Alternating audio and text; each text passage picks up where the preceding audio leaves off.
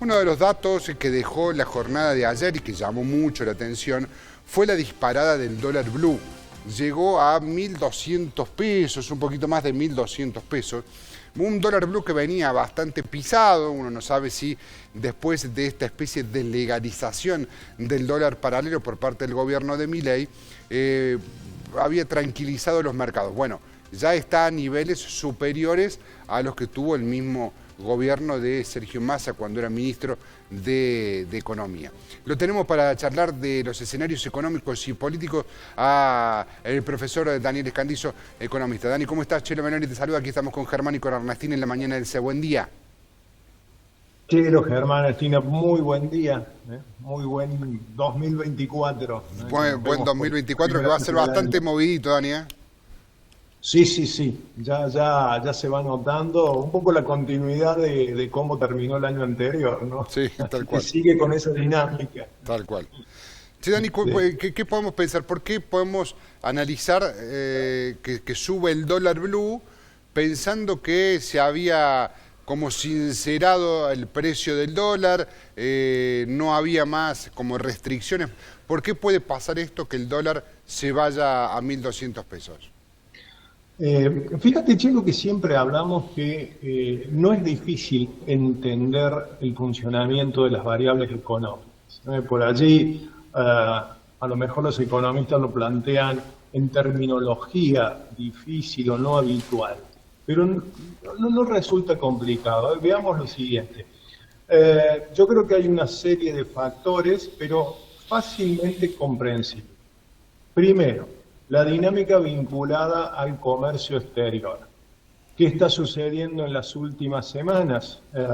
Hay un aumento de demanda de dólares por parte de importadores con la modificación que se realizó a partir de la asunción del gobierno de Milei con respecto al régimen para importar. Entonces hay un aumento en la demanda de divisas. Y paralelamente en los últimos días se ha venido registrando una disminución en la liquidación de divisas por parte de los exportadores. Entonces ahí tenemos mayor demanda, esto presiona sobre el precio y menor oferta. Entonces esta combinación es uno de los factores que originan este aumento no solamente del dólar blue, sino de los dólares financieros, contado con la liquidación, que son los que se toman como referencia en el mercado.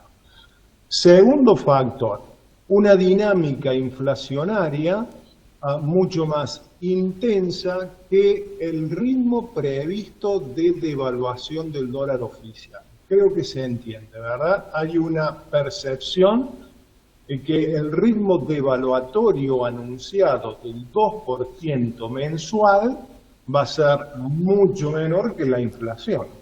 Hemos tenido 25% en diciembre y se estiman niveles similares para enero y febrero. Entonces ahí ya tenemos que desde la perspectiva del mercado ese dólar oficial se está retrasando.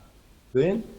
Y creo que hay un tercer elemento que está, y hasta habría un cuarto, digamos. El tercer elemento en cuanto a variables económicas tiene que ver con la tasa de interés. La tasa de interés en niveles muy negativas. ¿Y qué quiere decir negativas? Por debajo de la inflación proyectada.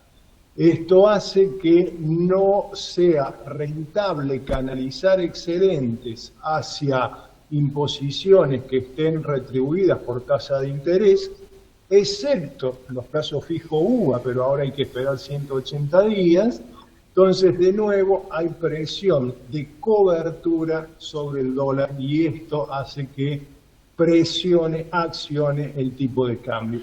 Y creo que el cuarto tiene que ver con cuestiones políticas y están vinculadas a todo el debate que se está dando en el Congreso sobre la denominada ley ómnibus y el DNU. Ahí tenemos los cuatro factores que creo que son fácilmente comprensibles que están incidiendo en este aumento de los tipos de cambio. Hay dos factores que me parecen vitales, Dani. Esto de, primero, el factor económico puro y exclusivo, esto de hoy el único lugar en donde uno puede resguardarse es el dólar, porque si vos querés que no se te fugue o que no pierda valor tu plata, ya el plazo fijo no es opción. Los fondos de No inversión, es. los fondos de inversión no son opción. O sea, tenés que ir sí o sí al Los dólar. fondos de inversión no son opción hoy, salvo una cobertura mínima, ¿verdad? Antes que cero es preferible Sí, claro. algo, pero muy por debajo de la inflación. Hoy lo que, por ejemplo, las billeteras virtuales te permitían en el día a día poder proteger algo de tu plata, tampoco lo son, porque digo, hoy la inflación está muy por encima de los intereses que te pueden dar, por ejemplo, Mercado Pago, que es la billetera Sí. virtual que menos paga, Sí, 83%, Sí, tenés muy poquito. tenés una inflación del 180, digamos, o sea, no cuidas tu plata ahí, o sea, sí o sí tenés que irte al dólar para tratar de resguardar. Y me parece que ahora hay cierta desconfianza, o por lo menos no hay seguridad con que pueda salir el DNU. O por lo menos que no pueda salir completo. ¿Crees que eso puede llegar a ser una situación que dispare este tipo de cosas? Mirá, el gobierno está depositando al menos el futuro inmediato de su gestión, a los próximos 6 meses, por ejemplo, a la sanción de la ley Ómnibus y la aprobación del DNU. La verdad que hoy no tenemos muy claro cuál va a ser el resultado final del Congreso. Si vos me preguntas, creo que la ley Ómnibus probablemente se termine aprobando en general, pero con muchas modificaciones en particular. Entonces hay que ver cómo termina quedando, ¿verdad? Entonces, creo que ese es un factor que es seguido muy de cerca, porque además el gobierno le está dando una trascendencia enorme. Cuando dice algunos funcionarios, si no se aprueba la ley ómnibus del DNU, no hay plata. Lo dijo Martín Menem, presidente de la Cámara de Diputados. Entonces la percepción es, si no hay DNU, si no hay ley ómnibus, ¿qué viene? ¿Sí? Es como que el gobierno presentaría un escenario de empeoramiento de la situación si no se aprueban estas herramientas legales. Entonces, por supuesto que esto va a contribuir a una mayor dosis de incertidumbre y volatilidad, además de la que te estuve mencionando, porque acá hay otro punto importante, es decir, ¿qué sucede a partir de ahora? Fíjate que esto lo hablábamos, el gobierno dijo, vamos a ir generando devaluaciones programadas, que en inglés se le denominan crawling peg, pero hablemos, para la gente no es difícil decir devaluaciones programadas, creo que todos lo entendemos bien, del 2% mensual. Ante una inflación proyectada del 25%, similar a la de diciembre para enero, 20 o 25, 20 para febrero, 15 para marzo, claramente esa devaluación programada queda muy corta. Entonces, ¿con qué otras herramientas cuenta el gobierno o el Banco Central para mitigar ese efecto de apreciación cambiaria? Una podría ser aumentar las tasas de interés, pero fueron en sentido contrario, las disminuyeron. Entonces habrá que estar atento a una modificación de la tasa de interés, lo que decía vos, lo que decía Ernestín, esto es, tengo mi dinero en Mercado Pago y logro una retribución razonable. ¿Qué podría ser otra medida? Restringir importaciones, pero esto iría en contra de lo que se dispuso hace poco, que es liberar importación. Entonces tendría que dar marcha atrás en varias medidas que además van en contra del ideario que tiene el gobierno, ¿verdad? Entonces por allí no quedaría otra que acelerar las devaluaciones o programadas o generar una devaluación brusca, no sé, probablemente en febrero o marzo, ¿verdad? Entonces es lo que se comienza a analizar, ¿verdad? Sí, y tengo la sensación de que cada vez el círculo que va manejando el tema del dólar por la inflación y por la depreciación de los salarios es un círculo cada vez más chico, ¿no? Digo, ya no hay mucha gente que empiece a pensar en dólar blue o en esto, son cada vez menos porque hoy esencialmente el pequeño ahorrista o el pequeño laburante ya no le sobra como para refugiarse. Totalmente de acuerdo. Totalmente de acuerdo. Por eso quedémonos en las primeras, en los primeros factores, lo que tiene que ver con el comercio exterior y esta percepción del mercado, más que percepción, definición, de que se estaría generando una apreciación cambiaria, por eso la brecha vuelve al 40%. Ayer los dólares financieros y que denominamos de esta manera aquellos tipos de cambio que se utilizan para adquirir dólares de manera absolutamente legal a través del mercado de capitales. ¿Sí? Ahí no tenemos límites, tenemos restricciones, salvo algunas vinculadas concretamente a operatorio de comercio exterior, etcétera. Pero ya superaron, en uno de los casos, el denominado contado con liquidación, superó los 1.200, ¿verdad? Y es muy probable que esta dinámica continúe en los próximos días, Chelo, ¿no? Atento a todos estos factores que te fui mencionando, hay que estar atento a lo que pueda suceder en la conversación entre el presidente y la directora general del Fondo Monetario. Pero ya está, o sea, el acuerdo caído se repuso con el Fondo Monetario. Creo que esto es una medida o es una acción positiva, a lo que debemos sumar como hecho positivo que el Banco Central ha acumulado algo más de reserva. Pero uno pone en duda si es suficiente. Entonces hay factores económicos y factores políticos. Claramente el gobierno está poniendo todo su empeño en que se aprueben estos instrumentos legales y hay que ver cómo sigue esta discusión. Creo que esto va a tener impacto, pero de todas maneras deberán ir corrigiéndose estas variables económicas que hoy contribuyen a este movimiento que, Chelo, era casi como previsible. Sí, claro. Era casi como previsible, no debería sorprendernos tanto. ¿Cuándo esperás, Daniel, que se rompa este esquema del 2% de devaluación mensual? ¿Puede ser en marzo, por ejemplo? Es la gran pregunta. Si uno está todo el día leyendo análisis de especialistas, consultores, y uno arriba a sus propias conclusiones también, y generalmente hay una coincidencia con respecto a marzo, lo cual, bueno, puede ser un poco azaroso también, ¿no?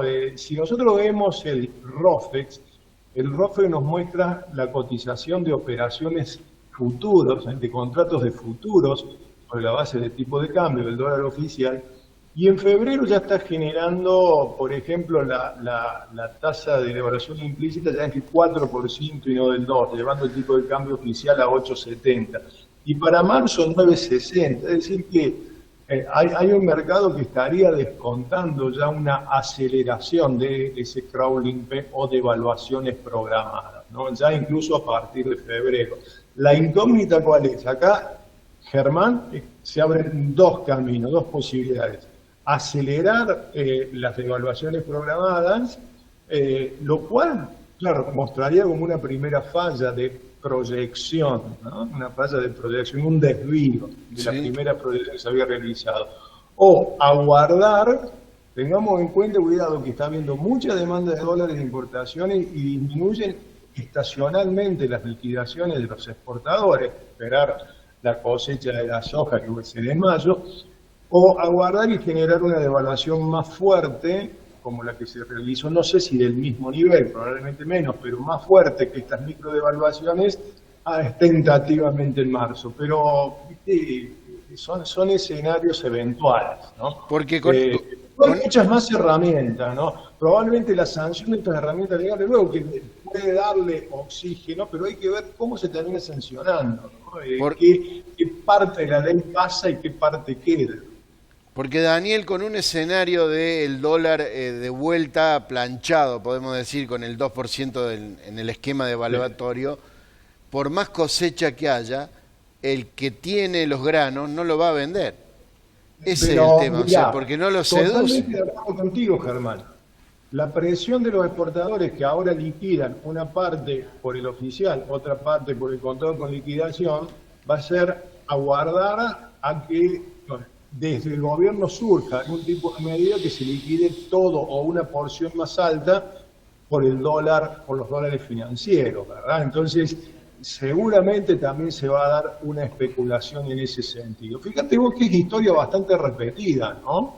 Hay cuestiones que no cambian, al menos coyunturalmente. Entonces, lo más probable es que suceda eso, ¿no? Una especulación con que las exportaciones comiencen a liquidarse por los dólares más altos. Esto buscando generar más divisas el Banco Central. El Banco Central tiene vencimientos muy fuertes, en realidad el Tesoro, ¿no? El Tesoro son bonos del Estado, en julio, donde comienzan a vencer desde julio de este año, chicos, las amortizaciones de los bonos que emite Guzmán en septiembre de 2020 cuando genera la reestructuración de la deuda, ¿no? Hasta el momento había habido vencimientos solo de intereses y a una tasa muy baja. Esos intereses vencieron ahora y los pagó el gobierno el 9 de enero. Pero el 9 de julio ya se producen vencimientos de capital.